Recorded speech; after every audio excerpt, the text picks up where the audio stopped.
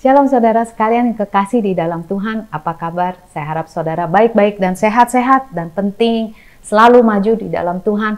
Apapun yang terjadi dalam kehidupan kita, itu yang kita harus lakukan. Pegang firman Tuhan erat-erat.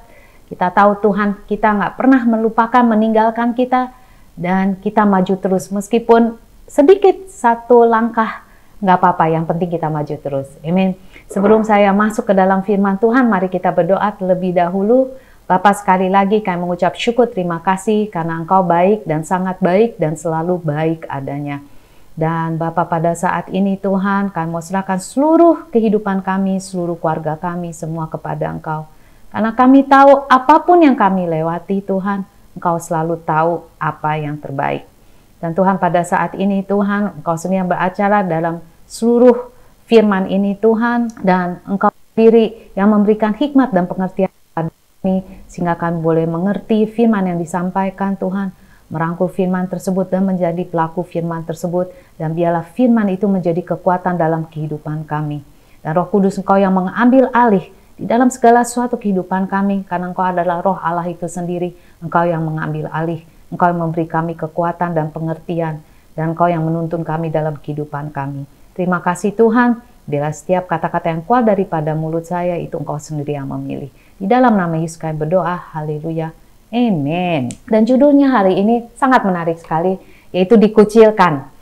Saya percaya, yaitu saya nggak tahu saudara pernah merasa dikucilkan atau tidak, atau saudara pernah merasa yaitu sendirian, dan dimana saudara merasa nggak ada yang mengerti keadaan saudara, atau keluarga saudara sendiri bahkan nggak mengerti, sahabat saudara nggak mengerti, dan saudara kelihatannya doa saudara itu kayaknya Tuhannya nggak ada ya, katanya kok hambar banget ya doanya.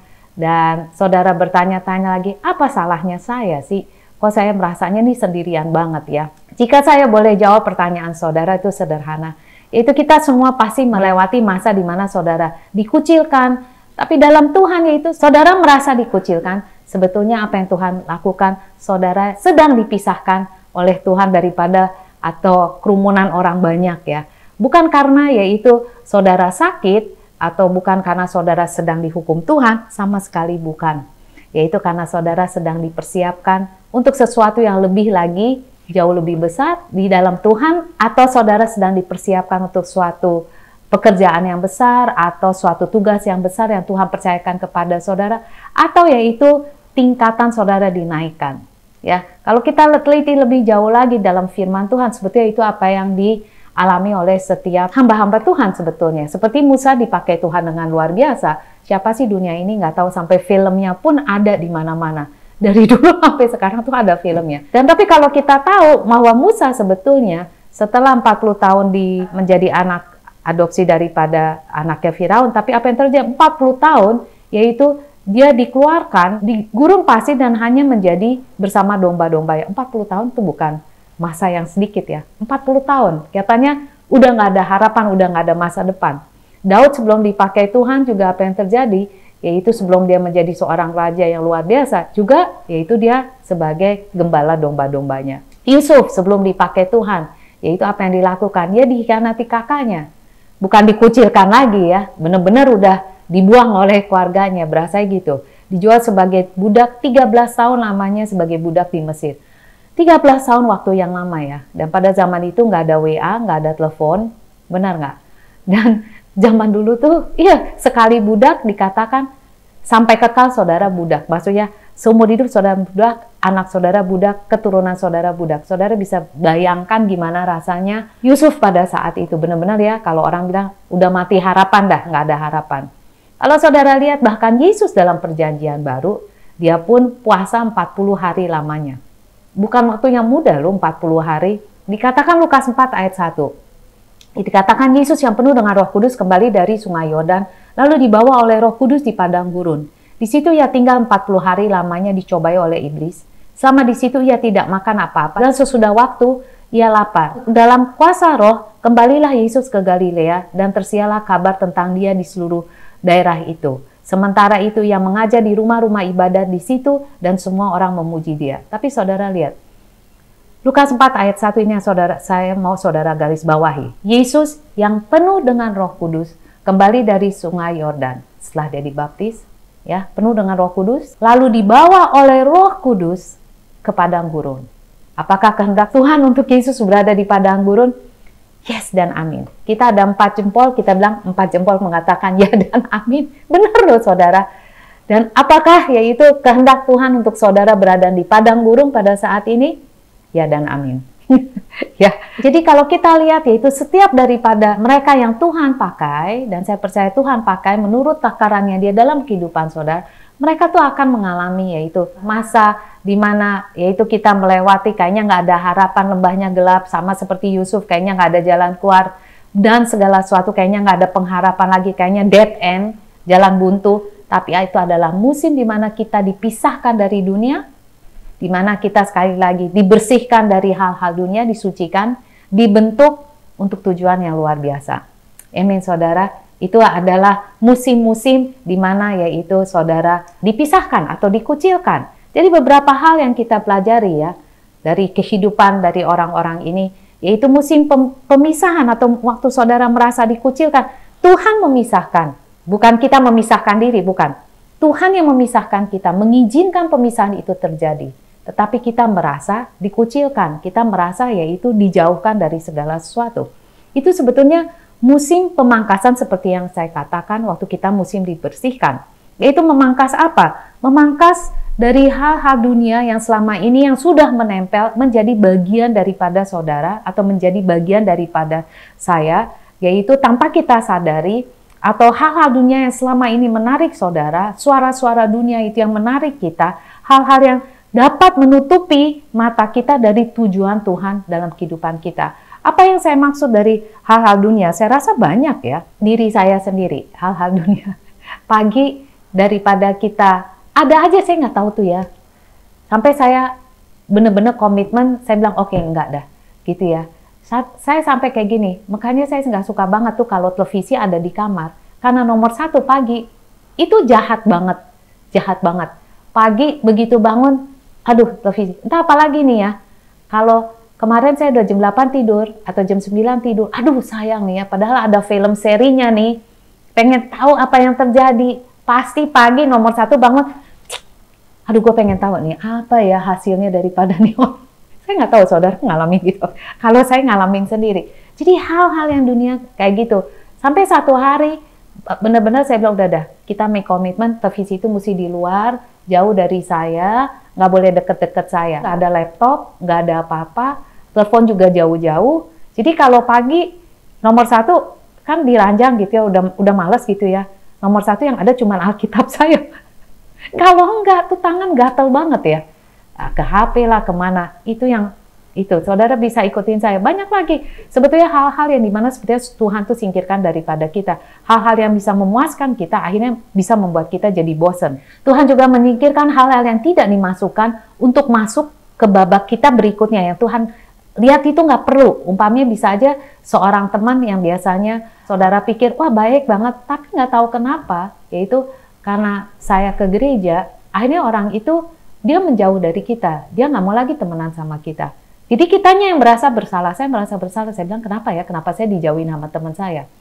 Atau umpamanya biasa kita masih berkumpul sama teman-teman, tapi apa yang terjadi sewaktu mereka tahu saya jadi full time di gereja, apalagi saya jadi pendeta, langsung mereka, kalau ada saya gitu pembicaraannya jadi diem. Beneran saudara, jadi diem, akhirnya tuh mereka nggak mau undang saya lagi gitu. Dan saya pikir, apa saya harus gimana ya, kalau ditanya pekerjaannya apa? Masa kita bohong ya? Nggak boleh dong kita bohong. Ya harus apa adanya. Saya bilang kayak gini, tapi kalau saya jujur, hanya orang menjauh dari kita gitu. Ya, mereka akan mengatakan, ah nggak enak sama dia gitu, tahu nggak? Dan yang very interesting buat saya ialah setelah beberapa tahun melewati kayak gituan, akhirnya ada orang telepon saya bilang kayak gini, dia bilang, Dew, katanya, saya dengar kamu udah serius di gereja. Iya, dia bilang kayak gini, tapi dia bilang, sekarang gue jadi Kristen, dia bilang. Saya bilang, hah? Saya bilang gitu, kaget kan lu? Dia bilang, gue jadi Kristen, karena gue inget banget lu, dia bilang gitu. Selalu ngomongin gue. Dia bilang, udah dah kita doa aja. Dulu sebel banget gue dengernya. Tapi gue sekarang jadi Kristen. Nomor 1 dia telepon saya, dia bilang, gue jadi Kristen, dia bilang. suami saya Kristen, anak-anak saya jadi Kristen. Waduh, saya dengarnya senang banget ya. Jadi kalau orang yang memang mau, maksudnya bertobat atau pasti dia akan berteman sama saudara. Kalau dia nggak mau, pasti dia jauh dari saudara. Jadi kita lihat kebiasaan kita, pola pikir kita, semua yang nggak lagi sejalan dengan tujuan Tuhan, pasti itu Tuhan sendiri yang dikupas ya satu-satu ya. Saya suka mengatakan perkataan kupas karena yaitu bukan hanya sekali ya, kayak bawang gitu berlapis-lapis. Kitanya sendiri nggak tahu apa yang di dalam kita dan Tuhan perlu mengupas itu ya. Kalau pangkas ya sama ya, seperti di dalam Yohanes 15 ayat 2 dikatakan ranting nanti yang tidak berbuah itu dipangkas. Terus segitu, tapi saya juga mengatakan bukan saja dipangkas, tapi saya juga seperti berasa dikupas sama Tuhan ya. Satu demi satu itu semuanya. Sehingga apa? Kalau di sini ya itu dipotong rantingnya atau dikatakan ranting tidak berbuah dibersihkan supaya lebih banyak lagi berbuah. Karena kalau banyak ranting mati yang masih ada di pohon tersebut, saya sendiri yaitu di rumah ada pohon belimbing dan segala sesuatunya. Kalau ranting mati kering di situ, nggak ada ranting baru. Tapi begitu dipangkas, dia akan tumbuh ranting baru. Jadi artinya yaitu Tuhan memangkas kita supaya hal-hal yang lama, hal-hal yang jelek, mengupasi, menguliti segala sesuatunya. Supaya yaitu dia membuat ruangan dalam kehidupan kita untuk hal-hal yang baru. Amin saudara. Dia mempersiapkan untuk hal-hal yang baru. Amin saudara. Musim pemisahan sebetulnya yaitu tempat kita diubahkan, ditransformasikan, yaitu udah pasti karena yang jelek-jelek itu dikeluarin, dan pasti itu sebetulnya kita saat itu diubahkan. Kenapa saya mengatakan demikian ya? Karena justru waktu kita dalam titik yang paling rendah, justru disitulah kita dibangun. Waktu kita udah mencapai puncaknya, apalagi yang mau dibangun, nggak ada yang bisa dibangun karena kita udah sampai puncaknya. Tetapi justru waktu kita di dalam titik paling rendah kehidupan kita, disitulah kita dibangun. Kenapa saya mengatakan demikian? Yaitu karena apa? Pada titik rendah kita tahu kita nggak bisa bersandar lagi sama kekuatan kita. Benar nggak? Kita nggak bisa bersandar lagi sama manusia. Kita nggak bisa bersandar lagi kepada kekayaan kita. Kita nggak bisa lagi bersandar kepada kepintaran kita. Kita tahu bahwa kita ini hanya manusia dan sangat terbatas. Dan kita tahu yaitu pada titik rendah kita, yang dapat menolong kita hanya Tuhan. Yang dapat mengeluarkan kita hanya Tuhan. Sebetulnya apa yang saya katakan di sini, pada titik kerendahan kita, maksudnya pada titik yang paling rendah dalam kehidupan kita, sebetulnya itu iman kita dibentuk. Benar nggak? Karena kita nggak bisa bergantung kepada siapa. Kalau kita udah di puncak gunung, iman kita nggak dibentuk. Perlu iman apa? Orang kita udah sampai puncaknya kok. Benar nggak? Tapi justru dalam titik rendah kita lihat gunungnya tuh tinggi banget. Kita mesti keluar dari lembah itu. Jadi hatinya kita perlu iman. Makanya saya katakan, di dalam lembah kekelaman, sebetulnya disitulah iman kita dibentuk. Luar biasa ya saudara.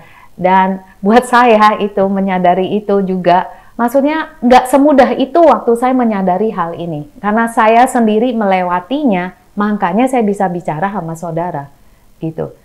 Di dalam waktu kita senang-senang, kita nggak perlu iman untuk kita jadi lebih senang gitu, tahu nggak? Waktu kita, segala sesuatu berjalan baik, karir, keluarga, apa semua berjalan, kesehatan, saya bisa lari saban hari, apa. Keluarga saya udah semua pulih kok, saya udah ada apa adanya, saya nggak perlu iman lagi.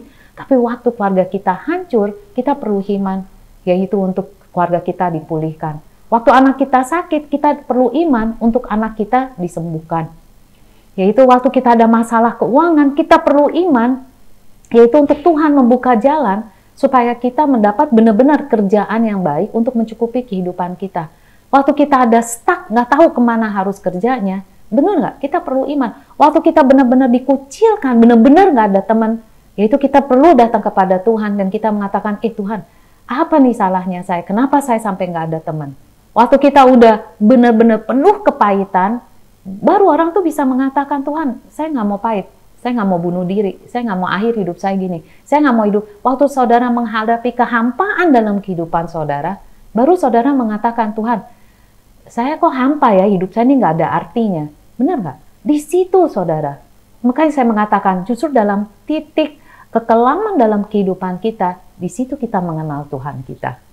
Waktu kita di puncak, di mana kita nggak kenal. Tapi waktu dalam titik kekelaman kita, kita baru bisa mengenal Tuhan kita, baru kita bisa yaitu mendengar suara Tuhan kita, baru karena kita benar-benar yaitu udah desperate gitu, kita udah nggak tahu lagi jalannya kemana. Jalan satu-satunya yang kita tahu, yang tidak pernah meninggalkan atau melupakan kita adalah Tuhan. Disitulah benar-benar sungguh-sungguh kita mencari wajah Tuhan. Makanya saudara, masa pengasingan itu bukanlah masa sesuatu yang untuk menjatuhkan saudara, enggak. Justru disitulah Tuhan memperkenalkan dirinya lebih lagi kepada saudara. Bukan artinya selama ini dia nggak memperkenalkan dirinya. Dia selalu memperkenalkan diri kepada kita. Dia selalu berada di situ buat kita. Masalahnya, mata kita itu udah tertutup dengan segala kesibukan kita, udah tertutup dengan segala yaitu angan-angan kita, mimpi kita, jalan kita sendiri, yaitu udah tertutup sama hal-hal kebisingan dari dunia, suara-suara dunia, suara-suara teman kita. Bukan artinya nggak boleh ya, boleh saudara. Tapi dia tuh selalu di situ, mau memperkenalkan dirinya dia selalu setiap pagi di situ, setiap malam di situ, 24 jam di situ. Alkitab tuh selalu bersama kita. Nah masalahnya kitanya, mata kita tertutup sama itu semua. Jadi saudara, masa yaitu pengasingan atau waktu saudara merasa dikucilkan, sebetulnya itu adalah satu hal. Inti utamanya adalah supaya nomor satu saudara mengenal Tuhan saudara lebih baik. Karena dengan dipisahkan, yaitu dengan saudara berasa, aduh kok temen gue udah gak mau temenan sama saya lagi. Di rumah udah gak tahu mesti ngapain lagi. Yaitu coba saudara, jangan lari keluar, tapi coba saudara datang kepada Tuhan. Buka Alkitab saudara, coba baca. Saudara tanya, Tuhan apa yang kau mau saya lakukan? Coba saudara. Ya. It's not a dead end. Bukan jalan buntu saudara. Bukan, sama sekali bukan. Tetapi itu adalah suatu justru langkah pertama untuk saudara mengenal Tuhan lebih lagi. Ya, untuk Tuhan mau kita memperdalam iman kita, yaitu memperdalam di sini orang pikir wah jadi pendeta. Bukan, tapi yaitu supaya saudara memiliki persekutuan yang lebih erat. Supaya persekutuan dengan Tuhan itu nyata, bukan cuma orang ngomong, bukan. Tapi Tuhan itu benar, He's real, He's alive. Maksudnya dia benar nyata, dia benar hidup dalam kehidupan saudara. Itu apa yang saya percaya, itu apa yang Musa dapatkan. Makanya waktu Tuhan memanggil dia Musa, dia langsung ya Tuhan. Ya, dia tahu suara Tuhan. Karena dia udah, siapa lagi teman dia? Nggak ada lagi teman dia pada saat itu. Segala sesuatu udah dilucutin oleh Tuhan. Bayangin saudara, dari seorang Firaun tuh pada zaman itu is the so-called satu dunia tahu siapa itu Firaun karena begitu kayanya. Dia dibesarkan di sana, dia nggak pernah tahu kesusahan. Tapi Tuhan yaitu melucuti segala sesuatunya itu. Sehingga dikatakan tidak ada orang begitu lemah lembut. Bukan artinya dia lemah, bukan. Begitu meek, begitu lemah lembut ya hati dia. Yaitu nggak ada orang yang mengenal Tuhan seperti Musa mengenal Tuhan. 40 tahun saudara. Dia mengenal Tuhan dia itu siapa. Sehingga dia siap yaitu untuk menjadi pemimpin daripada seluruh bangsa. Enggak mudah saudara. Tapi you see, Tuhan tuh menyiapkan dia. Di dalam 40 tahun Tuhan menyiapkan dia untuk suatu a great work. Maksudnya nggak ada lagi pekerjaan yang seperti yang Musa lakukan. Ya, nggak ada kesaksian yang sebesar Tuhan lakukan dalam kehidupan Musa melalui bangsanya. Seluruh bangsa itu harus mengakui benar dia ada, benar Allah itu ada. Ya, jadi pengasingan saudara yaitu bukan suatu yang untuk menghancurkan saudara, bukan. Tapi untuk membentuk saudara, menyiapkan saudara untuk yaitu pekerjaan yang lebih besar dalam kehidupan saudara. Saya nggak tahu apa, tapi yaitu Tuhan tahu apa yang dia lakukan dalam kehidupan saudara. So don't give up. Jangan saudara putus asa, jangan saudara kecewa, tetapi yaitu dikatakan, saya suka mengatakan gini, Tuhan sedang menyiapkan suatu panggung yang besar. Ya, perlu persiapan panggung yang besar. Untuk yaitu display the work, maksudnya untuk memperlihatkan karya Tuhan. Karya Tuhan itu siapa? Saudara karya Tuhan. Seperti karya Tuhan dalam Musa, yaitu satu dunia bisa lihat. Luar biasa ya Tuhan. Begitu juga karya Tuhan dalam kehidupan saudara, yaitu di mana tetangga saudara bisa lihat, keluarga saudara bisa lihat, dan mereka harus mengakui bahwa Tuhan itu nyata dan hidup di dalam kehidupan saudara, melalui karya-karya yang luar biasa dalam kehidupan saudara.